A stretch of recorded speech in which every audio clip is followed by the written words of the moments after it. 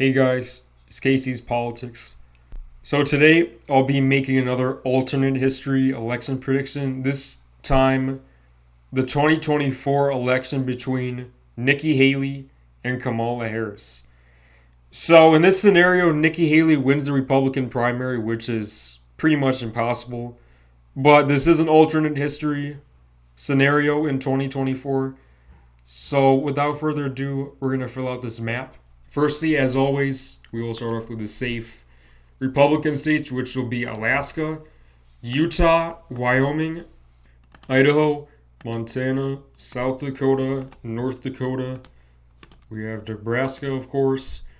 And I would put Iowa as safe, same as Kansas, Oklahoma, Arkansas, Louisiana, Mississippi, Alabama, Tennessee, Kentucky, West Virginia, Indiana. I'd put Ohio as safe, Missouri, Florida, and of course Nikki Haley's home state, and we can't forget about Maine's seconds. So already out of the gate, Nikki Haley has pretty much a free 179 there.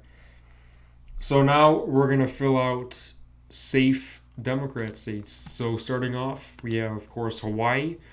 I think Colorado would be over 10, though I think Haley would do a lot better than Trump in Colorado with the suburban voters around Denver. Then we have California, Washington, Oregon, D.C., Rhode Island, Massachusetts, Maryland, Delaware, Connecticut, Vermont, New York, and probably Illinois would be over 10. So that's the safe Democrat states. So starting off with a likely Republican state, that will be Texas. Trump won Texas by 13 in 2024. I don't think Nikki Haley would do as well with Hispanics, but I think Haley would do a little bit better in the Dallas suburbs and the Houston suburbs, probably the Austin area also. So I think Haley would win Texas by like maybe 9. And we also have, for the Democrats, we have New Mexico. Again, I don't think Haley has that much Latino appeal. I think Trump does a lot better with the Latinos, obviously, working class kind of people. So those are likely Democrat states. And then we also have Maine. I think Haley would do better than Trump in Maine, but I think Kamala would still win Maine by around 5 to 6, in my opinion. Now, getting into the rest of the states, we're going to fill out lean states and districts. So Nebraska second, I think that would be lean Democrats. I think Kamala would win Nebraska second by like probably 2 against Nikki Haley.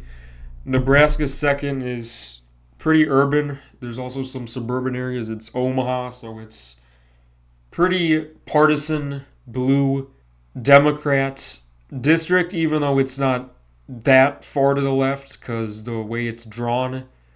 Trump won it in 2016, but I don't really see a Republican winning it at the presidential level anytime really soon. Then we have Minnesota. I think Haley could do better around the Minneapolis suburbs, of course, but she would fall short by a few points. No surprise there. We also have, we're going to put New Jersey as likely. I think Haley falls short by 5, even though it's true Republicans are doing a lot better in New Jersey. Then we have Virginia. I think this actually might go down to lean. In real life, I think Trump lost it by around 5. I think Haley would lose it by like 4 points maybe. Obviously, she wouldn't do as good as Romney, but I think she could do a lot better. Northern Virginia suburbs, it's a relatively ancestral Republican area. I think Haley definitely has that kind of appeal. So those are lean Democrat states. Now the rest we have Georgia, North Carolina, Pennsylvania, New Hampshire, Michigan, Wisconsin, Arizona, Nevada. We're going to start off with North Carolina. I think Haley would win North Carolina by a couple points. You know what? Maybe by a few points. I think, as I've said in this video, Haley would do a lot better in the suburbs. That is definitely true. I don't think Haley would do as good as Trump with black voters in North Carolina. As I've said throughout this video, Haley would do a lot better in the suburbs and probably win by a few. And speaking of suburbs, we also have Georgia. I think Haley would win by a little bit better than Trump. I think probably by like 2.6 maybe. She wouldn't do as good with the black voters. She wouldn't do as good as Trump with black voters, but Haley will definitely do better in the Atlanta suburbs. That's another pretty ancestrally Republican area, even though a lot of demographic changes around the Atlanta suburbs. So that's Georgia, North Carolina. We're going to go to Arizona. Now, I don't know if Arizona should be likely. In real life, Trump won it by a likely margin, which is still pretty impressive. I don't think people don't talk about that enough because I think it's pretty impressive Trump's win in Arizona in 2024. But again, I don't think Haley would do as good with the working class Hispanic voters. Haley would definitely do better in the Phoenix suburbs. Republicans have great voter registration trends in Arizona. And I think Haley would do better with the, those like moderate Republican McCain kind of people in Arizona. There seems to be a lot of them there.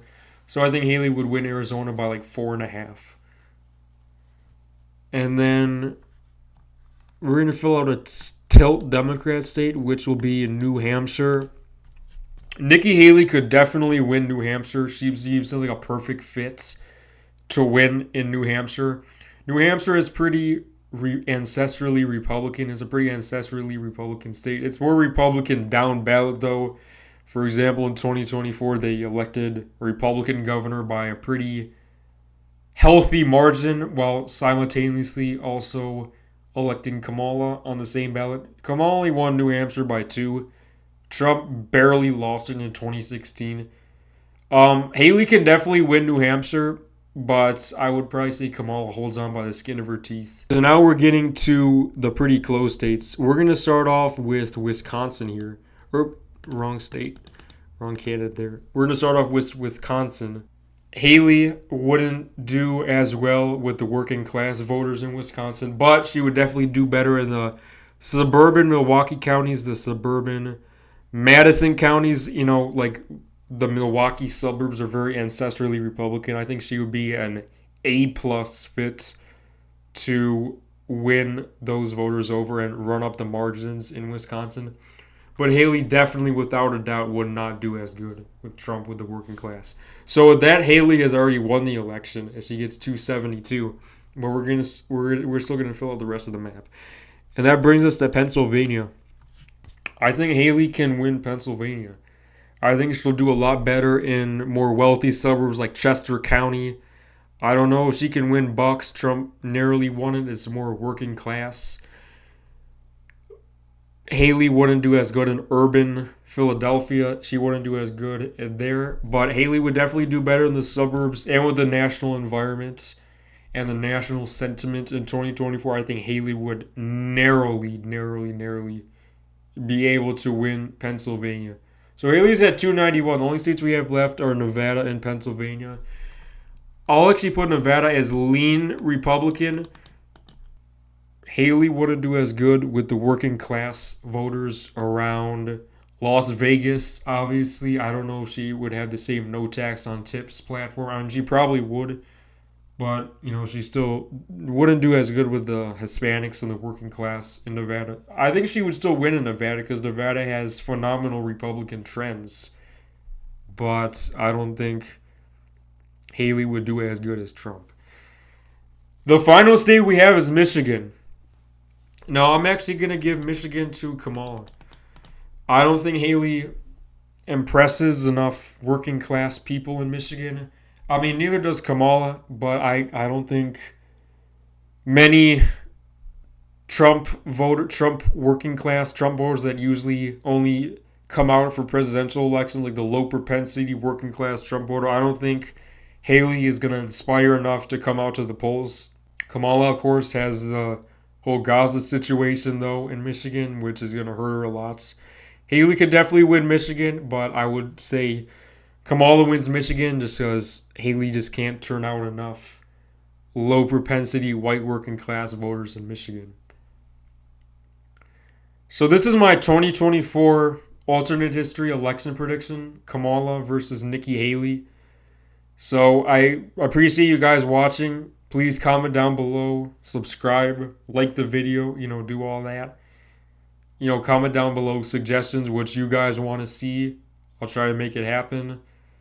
Comment down criticisms, whatever you want to comment. But thank you guys for watching. This is Casey's Politics.